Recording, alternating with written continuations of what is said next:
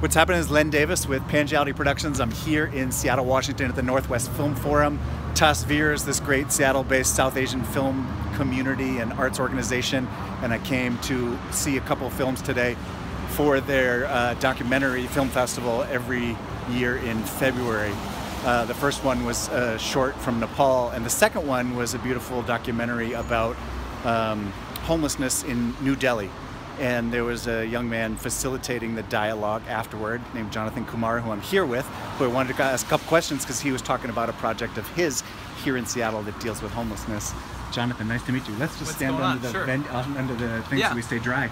So you started to talk inside about GiveSafe, which is your app that you've developed around homelessness. Can you tell me a little bit about it, and we can learn? I can ask you some questions. I guess it just starts in that setting, that scenario where you're walking or driving or biking through the city and you see someone experiencing poverty, experiencing homelessness, and something in you naturally says, I want to help, I want to do something about it. But rather than do anything, there are barriers that prevent us. Things like not having the time at the moment to stop and engage, or not having cash on you, or not knowing if cash is really a good way to serve that person.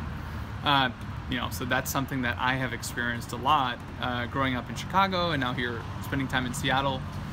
I had a hypothesis that if we could remove some of these barriers to understanding and compassion, that we would see a lot more of those two things.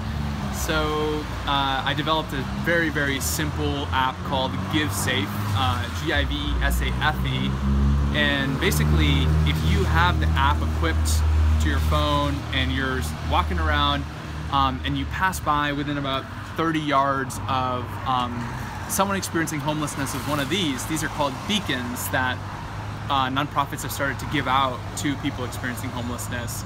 If you have the app and you pass by someone wearing one of these beacons, you'll get a notification on your phone. It just pops up like a text message or an email or a Facebook notification and says like, hey, this is Jonathan. He's been on the streets for 8 months. His parents kicked him out of his house because they didn't agree with his LGBTQ lifestyle, whatever it may be. Would you like to give him $1, give him $2, or learn more?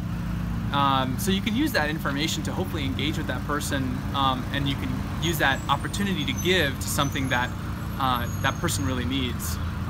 If you give, that person can then take their beacon into different grocery stores, different restaurants. They can use it for bus fare. They can use it for, outdoor clothing to stay warm.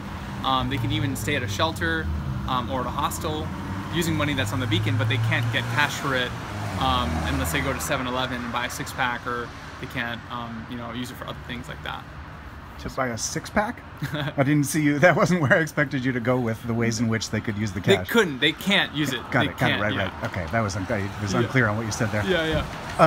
So you said that this launched back in August, so it's about 6 months old. Tell me about how it's actually working. Sure. Past the concept and the idea, but the manifestation. I mean, do people who are living on the streets have to have a cell phone? Do they have to use technology in order to upload their profile? How does it work? No, yeah. So, my team and our nonprofit partners will actually just do outreach, and we'll hit the city streets and talk to people who are, panhandling or who are subsisting off the street, and we'll just have conversations with them. And if we feel like they are truly struggling and they want something different, we'll say, we'll talk to them about the beacon. It's free for them if they want it.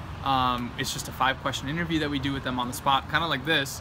And then a photo that we take. That information goes to the app, so that when you, again, with the app, pass by, you can learn about people's stories. So you generate the profile for them?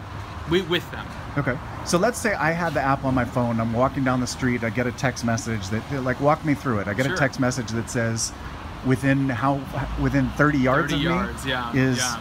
So you might be walking and you'll get an alert on your phone. You feel it in your pocket. You take your phone out, like, Charles is nearby. A little bit of his story, and then you see his photo. You might look up and you might see him, and you might be able to use that information to say like, hey, look, I also played basketball in high school, or my favorite movie is also The Terminator. There's like fun little icebreakers in there to help facilitate conversation. So that's a big part of it, is attempting to get people into dialogue, not just the transfer of sort of financial support? It's the biggest thing that changes lives here is relationships, not money. Money is really, really helpful to meet real critical needs, like a safe place to stay or warm clothing or a way to transport yourself. But you know, this works.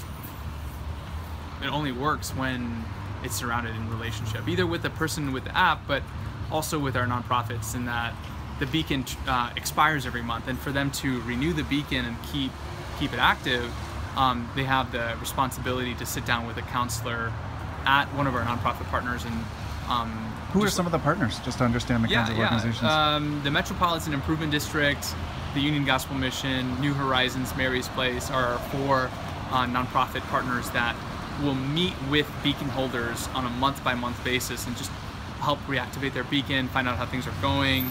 The outcomes that we're looking for is just to be able to channel individuals into relationships with these organizations, because when that happens, good things typically result. The first person we gave a beacon to in August actually just got 12 months housing because of a connection he made through the beacon, that monthly check-in. And how do people typically initially respond, given that this is a pretty new idea, when you ask someone if they'd be interested in wearing a beacon and being identifiable such that folks who are using the app might learn of their story and, you know, be interested in helping them or engaging with them? Sure. How do people receive that sort of initial wear this, you know, piece of technology around your neck? And in effect track where your movements are, right? There's no tracking involved at all. Like, you can't see a Google map of all of our beacon holders running around. You can only see if a person's nearby, if they're nearby. So if, you know, they're within 20 yards or 30 yards. You'd be surprised with how open people are who are down on their luck. They want to be heard, they want to be seen, just like I want to be heard and I want to be seen. And right now, when they're on the street, society in many ways makes them invisible. And so for them to be able to share their story is exciting for a lot of them. Not all of them, obviously. And so this is happening in Seattle now? Is it your intention that this is something that, I mean, of course you wanted to see it succeed, but what would success look like? Is your notion, I mean, I would assume that reducing the amount of homelessness overall is the larger goal, but is it your hope, given the challenges we face as a nation and the problems we have with homelessness nationally, that this could potentially spread and grow? Yeah, I mean, first we're starting with Seattle. We hope that, you know, if we give out 500 beacons, or if we give 1,000 beacons out there, that, you know, some percentage of those are going to access life-changing relationships, and that, you know, a percentage of those will actually be housed or be employed or access opportunities like rehab or a job training or an art therapy class, whatever it may be. So, you know, we have specific numbers about what we're looking for. We're hoping and acting towards 25 people off the streets in 2017 here in Seattle. And if we can do that, we think that we can show this to any city: Los Angeles, Portland, San Francisco, Chicago, Atlanta, New York, and really share the technology with them so they can use it in their own community. Nice. Can you just comment in general? I mean, Seattle is this global tech center.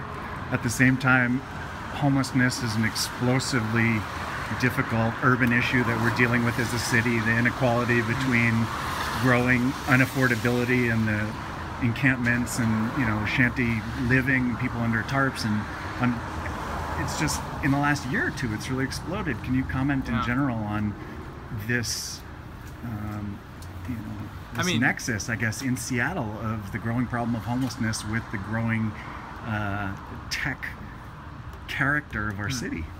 Yeah, it's funny. I mean, you see films like this and it kind of puts in perspective that... When you say like this, can you tell me what you mean? Like the film that we saw, there's 3 million homeless people in New Delhi. That's one city, and we might have 5,000, 10,000, 20,000.